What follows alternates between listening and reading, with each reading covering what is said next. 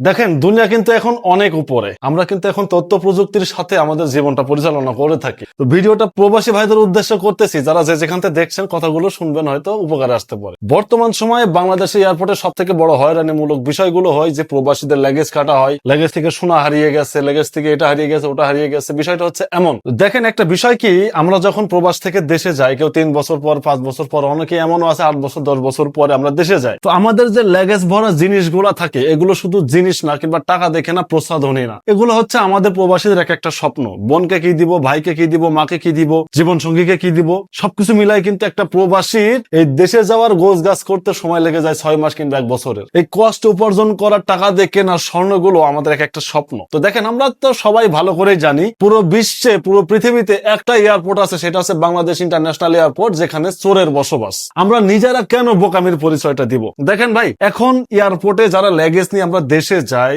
অনেকে 60 KG, 70 KG, 100 KG, 150 KG মাল যার যেমন সামর্থ্য আছে সে কিন্তু নিয়ে যায়। কি কি মাল বুকিং এ দেওয়া যাবে, কি কি দেওয়া যাবে না, এখন মোটামুটি আমরা সবাই জানি। তো সবকিছুর কথা বাদ দেন ভাই, স্বর্ণ, যে স্বর্ণগুলো আমরা কিনে থাকি, সেই স্বর্ণগুলো যদি আমরা নিজেদের পিঠ ব্যাগে 7 কেজি পর্যন্ত আমরা মাল নিয়ে যাইতে পারি, তো যে জিনিসটা এত মূল্যবান, এত টাকা দিয়ে আপনি কিনেছেন, সেই জিনিসটা আপনি আপনার পিঠ ব্যাগে রাখেন না কেন? পিঠ ব্যাগে যদি আপনি রাখেন, তাহলে কিন্তু জিনিসটা আপনার কাছে সেফ থাকলো। ল্যাগেজ ভেঙে যদি সামান্য কয়েকটা প্রসাধনী আপনার কাছ থেকে নিয়ে নেয়, আপনার কিছু আসবে যাবে না। কিন্তু দেখেন, এই এত কষ্ট উপার্জন করা অর্থ দিয়ে যে স্বপ্ন আপনি দেশে কিনে নিয়ে যাচ্ছেন, মানে স্বর্ণ, সেই স্বর্ণটা যদি হারিয়ে যায়, তাহলে সেখানে আমি বলবো দোষ হচ্ছে আপনার, ভুল হচ্ছে আপনার। আপনারা নেক্সট টাইম থেকে আপনাদের মানে যে জিনিসটা মূল্যবান, এক কথায় স্বর্ণ কিংবা অন্যান্য যে জিনিসগুলো, ডায়মন্ড যেগুলো কেনা হয় আমরা প্রবাসী থেকে যাওয়ার সময়, সেই জিনিসগুলো চেষ্টা করবেন সবসময় নিজের পিঠ ব্যাগে রাখার জন্য। পিঠ ব্যাগে রাখলে কি হবে, জিনিসটা সেফ থাকবে এবং আপনার কাছে হেফাজতে থাকবে, হারানোর কোনো ভয় থাকবে না, আপনাকে বাড়তি কোনো টেনশন করা লাগবে না। দ্বিতীয়ত দেখেন, দেশে যাওয়ার আগে অনেক বন্ধু বান্ধব আছে বিশ্বস্ত,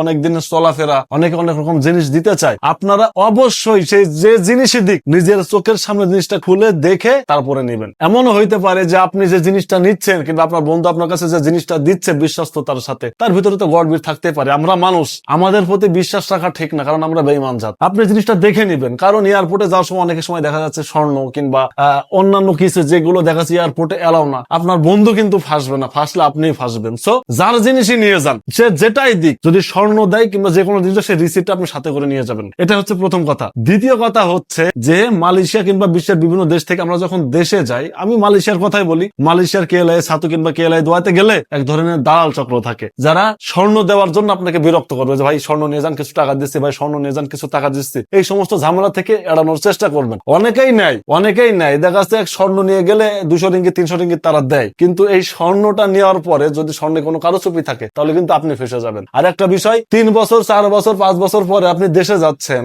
একটা আনন্দ নিয়ে, নিজের পরিবারকে জড়িয়ে ধরার একটা আবেগ নিয়ে আপনি দেশে যাচ্ছেন। আপনি এয়ারপোর্টে লাভার সাথে সাথে আপনার পরিবার আপনাকে খুঁজে পাওয়ার আগে এই দালাল চক্রটা আপনাকে খুঁজে বের করে ফেলবে। চেষ্টা করবেন এই সমস্ত ঝামেলাগুলো এড়িয়ে চলার, কারণ অনেকদিন পর দেশে যাওয়ার আনন্দ, একটা স্বপ্ন, একটা উচ্ছ্বাস নিমিষে শেষ হয়ে যাইতে পারে আপনার ছোট্ট একটা ভুলের কারণে। ধন্যবাদ।